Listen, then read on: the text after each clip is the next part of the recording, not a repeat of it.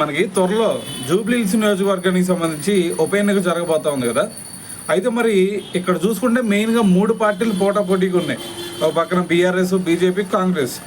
అయితే మరి దీంట్లో బీఆర్ఎస్ తరఫున మాగంటి సునీత గారిని వాళ్ళ అభ్యర్థిగా ప్రకటించేశారు. ఇంకో పక్కన చూసుకుంటేనే కాంగ్రెస్ తరఫున నవీన్ యాదవ్ గారిని కూడా అనౌన్స్ చేయడం జరిగింది కదా. అయితే ఇప్పుడు మిగిలింది కేవలం బీజేపీ పార్టీ తరఫున ఎవరు పోటీ చేస్తారనేది. అయితే మరి దీనికి సంబంధించి మొత్తం కూడా షార్ట్ లిస్ట్లో చూసుకుంటే 5 పేర్లు ఉన్నాయి.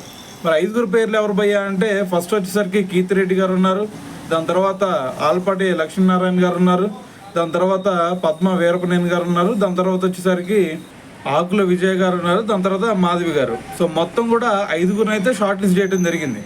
అయితే మరి ఈ 5 షార్ట్ లిస్ట్ చేసినటువంటి మరి అభ్యర్థుల్ని ఇప్పుడు రాష్ట్ర నాయకత్వం ఇప్పుడు కేంద్ర పార్లమెంటరీ కమిటీకి అయితే పంపించింది అనమాట.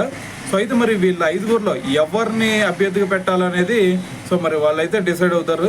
సో చూద్దాం మరి ఎవరిని అనౌన్స్ చేస్తారనేది. అంటే ఈ రోజు వచ్చేసరికి దీని గురించి ఒక క్లారిటీ అయితే వచ్చింది, మరి బీజేపీ తరఫున ఎవరు అభ్యర్థి అనేది.